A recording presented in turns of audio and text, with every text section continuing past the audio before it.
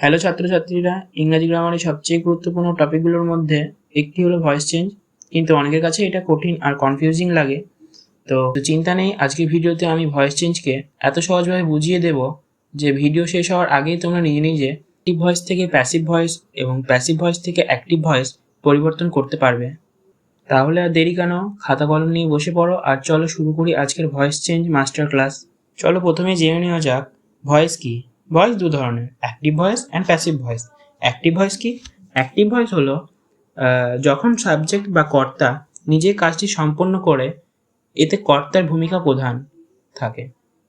যেমন she is writing a letter, এটা একটা অ্যাক্টিভ ভয়েস। আর প্যাসিভ ভয়েস কি? যখন অবজেক্ট বা কর্মকে প্রাধান্য দেওয়া হয় এবং কাজটি কর্তার দ্বারা করা হয়েছে বলে বোঝানো হয়েছে, তখন তাকে প্যাসিভ ভয়েস বলা হয়।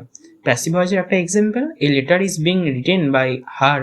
চলো তো voice change active to passive আমরা মাত্র 6টি ধাপে শিখব। তোমরা ধাপগুলি দেখতে পাচ্ছ, এগুলি প্লিজ নোট করে নিও, কারণ তোমাদের এটি সারা জীবন, তোমাদের চাকরির আগ মুহূর্ত পর্যন্ত এবং চাকরির পরেও এইগুলি তোমাদের কাজে লাগবে। তো চলো শুরু করা যাক। আর হ্যাঁ, আমরা এক্সাম্পল প্র্যাকটিস করতে করতে ভয়েস চেঞ্জ শিখব। তো প্রথমে জেনে নেওয়া যাক 6টি ধাপ কি।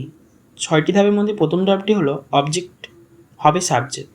অবজেক্ট হবে সাবজেক্ট বলতে কি? যেমন এখানে লেখা আছে শি ইজ রাইটিং 2 লেটার্স। এখানে 2 লেটার্সটা কি? 2 লেটার্সটা হচ্ছে অবজেক্ট। এই 2 লেটার্সটায় যখন প্যাসিভে যাবে তখন সাবজেক্ট হিসেবে ব্যবহৃত হবে, অর্থাৎ 2 লেটার্সটা হবে সাবজেক্ট। তারপর লেখা আছে টেন্স চিনে নেওয়া, কিন্তু টেন্স চেনার কোনো প্রয়োজন নেই। আমি যেহেতু শেখাচ্ছি টেন্সে, তোমাদের কোনো প্রয়োজন নেই, টেন্স না শিখলেও হবে, আমি পরে শেখাবো। এই ভিডিওটা কমপ্লিট টেন্স ছাড়া করা হবে, টেন্সের কোনো প্রয়োজনই তোমাদের হবে না। তোমরা টেন্স ছাড়াই প্রত্যেকটা স্টেপ 1-এর ইংলিশ গ্রামার, যেমন ভয়েস চেঞ্জের যেসব এক্সাম্পলগুলো আমরা দিয়েছি, ওইগুলোর পাশাপাশি কোনো কোয়েশ্চেন ব্যাংক তোমরা দেখতে পারো। এই রকম যেই ধরনের ভয়েস চেঞ্জ থাকবে, তোমরা সেই সব ধরনের ভয়েস চেঞ্জই সলভ করতে পারবে। তারপরে পয়েন্ট বিং, বিন, বি যোগ। তো বিং, বিন আর বি এটা সবথেকে গুরুত্বপূর্ণ, এটা ছাড়া তোমরা ভয়েস চেঞ্জটা রাইট করতে পারবে না। তো এটার পরে আমি যে স্লাইডটা দেওয়া আছে ওখানটাই যে বিং, বিন আর বি কোথায় ব্যবহৃত হয়, মানে কোন বি ভার্বের জন্য ব্যবহৃত হয়, সেটা কমপ্লিট আমি লিখিয়ে দিয়েছি, তো তোমরা ওটা দেখে নিও। তারপর মূল ভার্বের V3 রূপ। মূল ভার্বের V3 রূপ কি? যেমন এখানটায় লেখা আছে she is writing a letter. She is writing a লেটারে মেন ভার্ব কোনটা? রাইটিং। মেন ভার্ব আর বি ভার্ব যারা তোমরা বুঝতে পারছো না, তারা আমার আগের ভিডিও সেন্টেন্স যে ভিডিওটা আছে ওখানে একটা হেল্প ডেস্ক দেওয়া আছে, ওখানে বি ভার্ব লেখা আছে আর মেন ভার্ব কিছু লেখা আছে, বোঝানো হয়েছে, ওটা মেন ভার্ব বলে, তো তোমরা ওখানে দেখে নিও। ওখানে complete be verb and main ভার্বের সম্পর্কে আলোচনা করা হয়েছে। V3 রূপ বলতে এখানে রাইটিং লেখা আছে, এই রাইটিংটা প্রেজেন্টে আছে। তো রাইটিংটা প্রেজেন্টে আছে, তোমরা অনেকেই বুঝতে পারছো না রাইটিংটা কীভাবে প্রেজেন্টে আছে। আইএনজিটা বাদ দিলে তোমরা জানতে পারবে যে এখানে রাইট লেখা আছে, রাইটটা সবসময় প্রেজেন্ট। পাস্ট কি? রোট। Past participle written. তো এটাকে মেন ভার্ব বলা হয়, রাইটিংটাকে মেন ভার্ব বলা হচ্ছে যে কোনো। তো রাইটিংটাকে V3 ফর্ম বলতে এখানে পাস্ট পার্টিসিপেলকে বলা হচ্ছে। তো রাইটিংটা পাস্ট পার্টিসিপেলে কী হবে? রাইট, রোট, রিটেন, তাহলে পাস্ট পার্টিসিপেলে গিয়ে এটা রিটেন হবে। তো তারপরের পয়েন্টে লেখা আছে প্রিপোজিশন বাই দিয়ে যোগ লেখা আছে, মানে প্রিপোজিশন বাইটা তোমাদেরকে ওই যে প্যাসিভ ভয়েস করবে সেখানটায় অ্যাড করতে হবে। এটা খুবই সিম্পল, যারা ছোটোবেলাতে একটু হলেও পড়েছো তারা জানো যে বাই না যোগ করলে প্যাসিভ ভয়েস করা হয় না।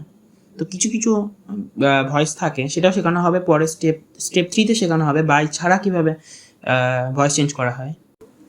যেহেতু স্টেপ 1 যে ভয়েস চেঞ্জটা করানো হচ্ছে, তো স্টেপ 1-এর ভয়েস চেঞ্জগুলোই বাই অবশ্যই প্রয়োগ করতে হবে, অবশ্যই ব্যবহার করতে হবে। 6 নম্বর পয়েন্টে লেখা আছে সাবজেক্ট হবে অবজেক্ট। সাবজেক্টটা কি? এখানে সি হচ্ছে সাবজেক্ট, এটা খুব সিম্পল, তোমরা জানো। তো সেন্টেন্সের ভিডিওটা তোমরা দেখে নিও, ওখানে সাবজেক্ট বুঝতে পারবে। তো সাবজেক্ট হচ্ছে সি। এবার আমি পরে আরেকটা স্লাইড দিয়েছি যেখানে she, he or it, they, I, etc যেগুলো আছে সেগুলো যখন প্যাসিভে যাবে সেগুলো পরিবর্তন হয়ে যাবে। যেমন আই হবে মি, সি হবে হার, হি হবে হিম, এরকম একটা গ্রুপ করে দিয়েছি। তো তোমরা ওটা দেখে নিও এবং ওটা তোমাদের অবশ্যই খাতায় ওই সম্পূর্ণ ভিডিওটা নোট করো, নাহলে তোমরা পরে তোমাদের ভবিষ্যতে তোমরা এই ভিডিওটা না খুঁজে পেতে পারো, তো তোমাদের অসুবিধা হতে পারে, তোমরা সব কিছুই নোট করে নিও। তো আমাদের এবার সাহায্যকারী ক্রিয়ার 3টি গ্রুপ জেনে নিতে হবে। Am is are was were, have has had, shall will can may. Being been be কখন বসবে এটা আমাদের জানতে হবে। বি ভার্ব সাধারণত 17টা হয়। আমি আমার আগের সেন্টেন্সের ভিডিওতে তোমাদের সম্পূর্ণ 17টা বি ভার্বের হেল্প ডেস্ক তৈরি করে দিয়েছিলাম, তো এখানেও সেগুলোই লেখা আছে। অ্যাম ইজ আর ওয়াজ ওয়ারের ক্ষেত্রে বিং হবে, হ্যাভ হ্যাজ হ্যাড এটা পারফেক্ট, এটা পারফেক্ট টেন্স, পারফেক্ট টেন্সের ক্ষেত্রে বিন হয়।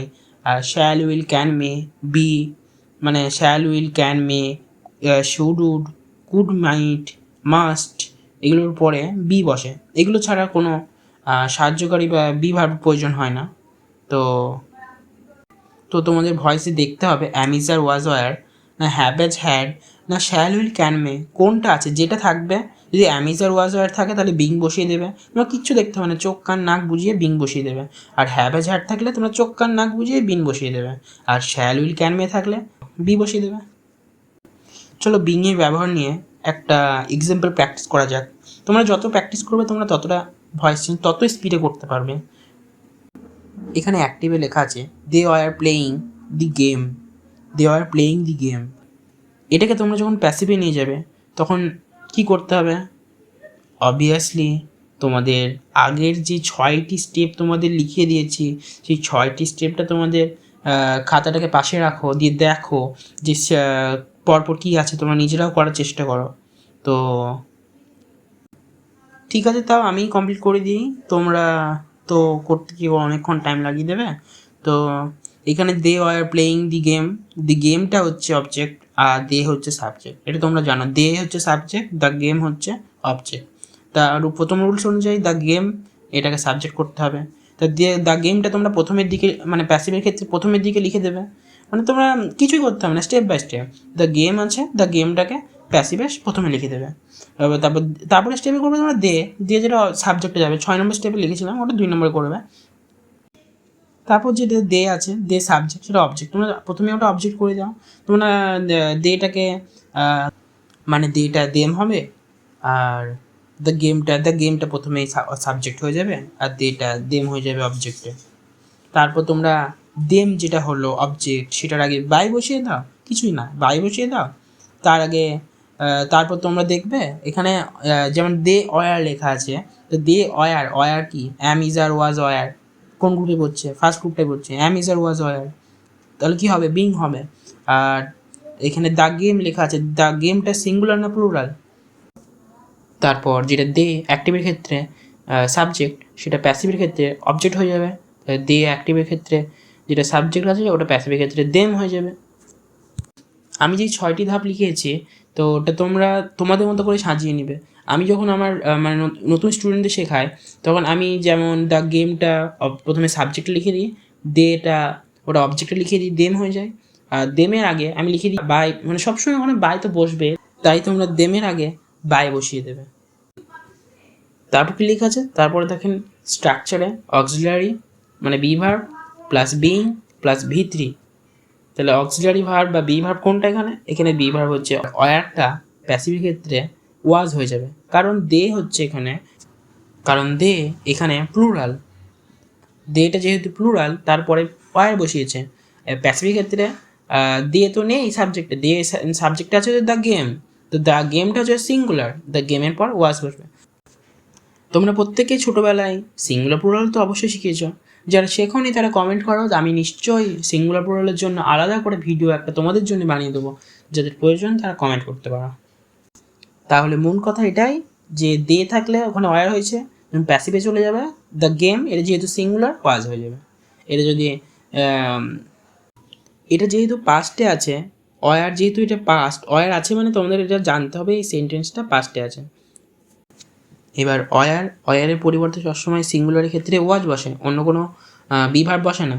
যেহেতু বিভার অন্য কোনো বিভার বসে না, তাই সিঙ্গুলারের ক্ষেত্রে সবসময় ওয়াজই বসাবে। তাহলে বিভার্বের কাজ হয়ে গেল, ওখানে দে ছিল বলে ওয়ার ছিল, দ্য গেম হলো বলে ওয়াজ হয়ে গেল।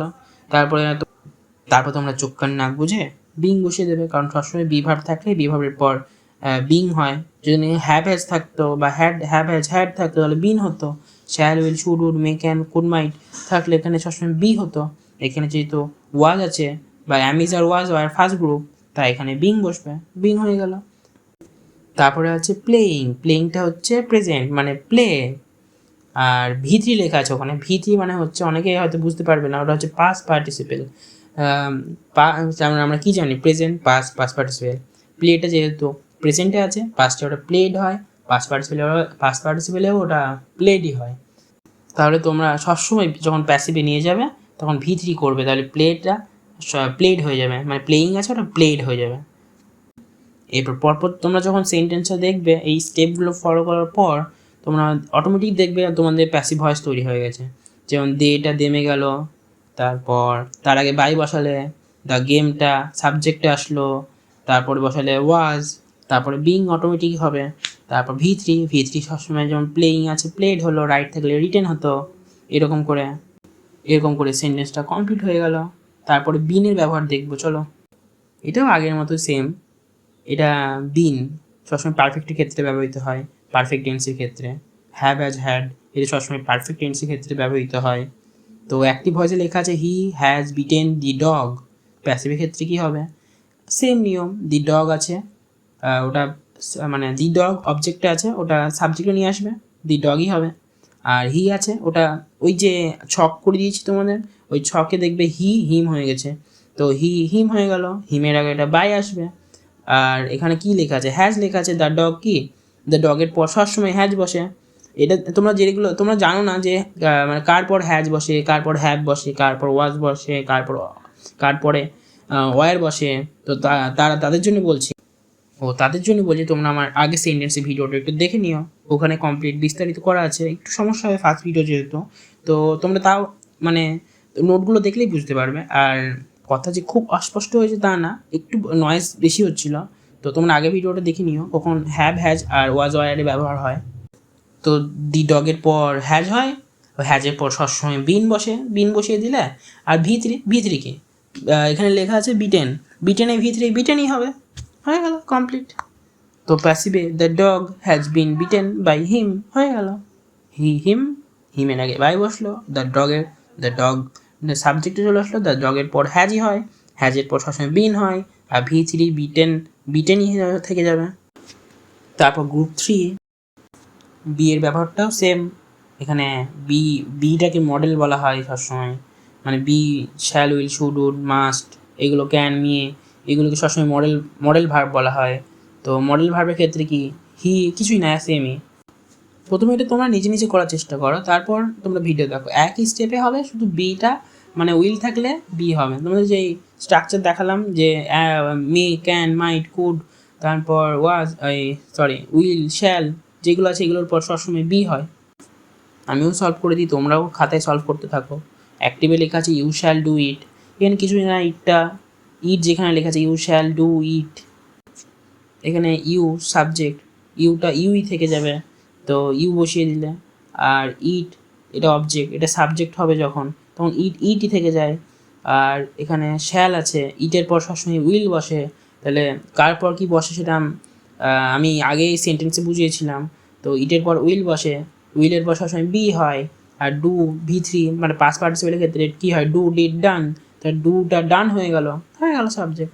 ইউটা ইউ হয়ে থাকবে, ইটই থাকবে, ইটের পর উইল হয়, আর উইলের পর সবসময় বি হয়, আর বি এর পর সবসময় ভি3 মানে ডু ডিড ডান বসবে, হয়ে গেল কমপ্লিট। মানে যে কিছু জানে না সেও করে ফেলবে, এবার যে বুঝতে পারছে না সেটা আলাদা কথা। আর যার কোনো সমস্যা হবে সে কমেন্টে লিখবে, আমি তাকে অবশ্যই বুঝিয়ে দেবো, পারলে আমি তাকে পার্সোনাল ডিএম করে বোঝাবো। এবার সফলভাবে পরিবর্তনের একটাই রহস্য, ধাপগুলি মিলিয়ে করা।